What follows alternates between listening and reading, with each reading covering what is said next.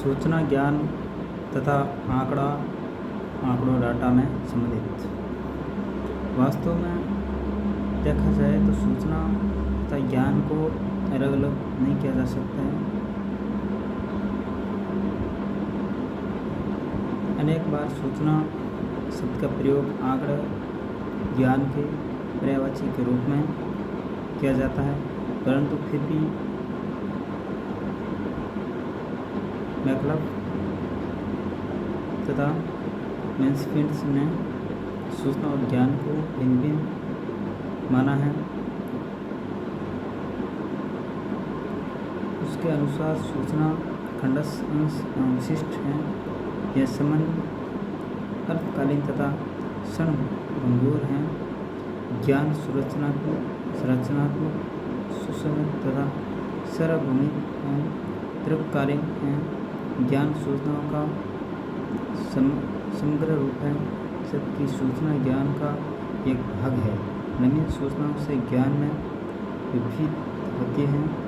ज्ञान की प्राप्ति से ही नवीन सूचना का जन्म होता है, और ज्ञान में सूचना में पहले कौन आया ये निर्धारित करना ठीक से उसी प्रकार है कि मुर्गी पहले हुई या अंडा। परंतु वर्तमान समय में ज्ञान का क्षेत्र अत्यंत व्यापक हो गया है। सूचना प्रौद्योगिकी इसमें विशेष योगदान दे रही है। संरचना संचार तकनीकी सूचना एवं ज्ञान संप्रेषण अत्यंत महत्वपूर्ण सिद्ध हुई है।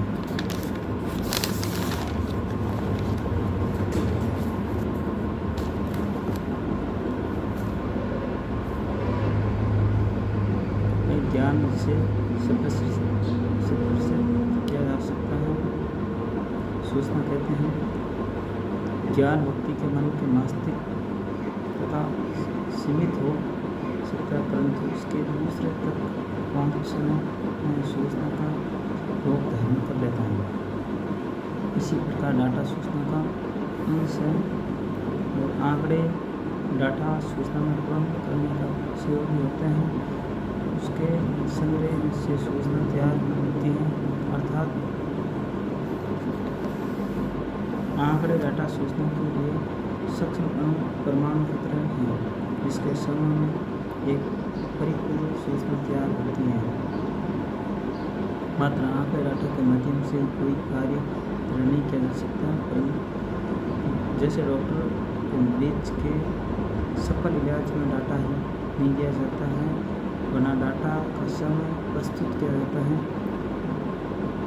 तदनुसार डाटा समय का विश्लेषण कर सूचना तैयार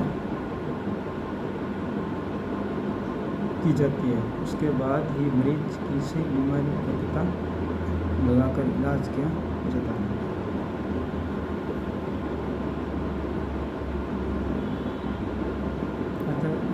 आंकड़े डाटा को संगठित कर दिया जाता है तथा किसी विशेष विधि से आंकड़े डाटा को प्रस्तुत किया जाता है, तो वह सूचना के रूप में परिवर्तित हो जाता है। इस प्रकार हम ये देखते हैं कि आंकड़े डाटा सूचना है, जबकि सूचना सर्वव्यापक होती है।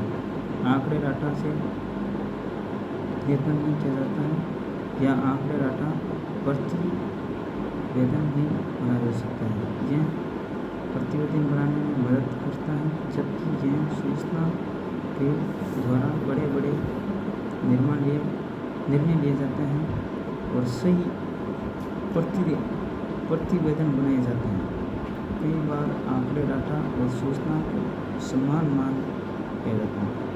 इस एक उदाहरण से समझा जा सकता है, जैसे कि प्रति 10 वर्ष में जनगणना हेतु प्रत्येक घर में आंकड़े डाटा तैयार किया जाता है, और इन आंकड़ों को श्रेणीबद्ध तालिका अनुसार प्रस्तुत कर उसका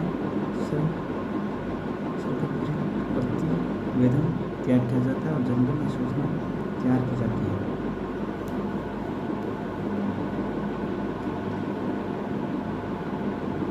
अगर हम प्रस्तुत अगर हम पुस्तकालय एवं सूचना विज्ञान के संदर्भ में देखें तो आंकड़े सूचना का अंतर नियंत्रण होगा तथा कब आंकड़े डाटा सूचना का रूप ले आता है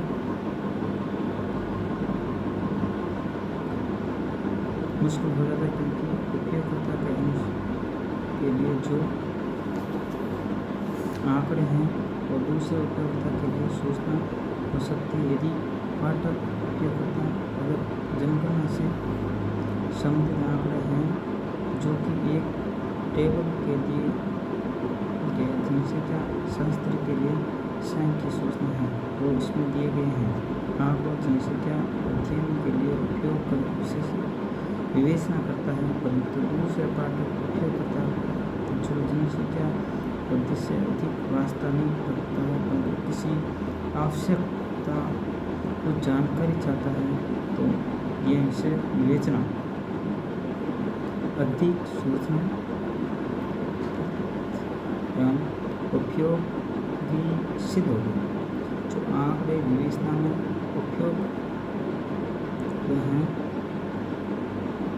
एक विशिष्ट संरचना उसके लिए सूचना का कार्य करेगी।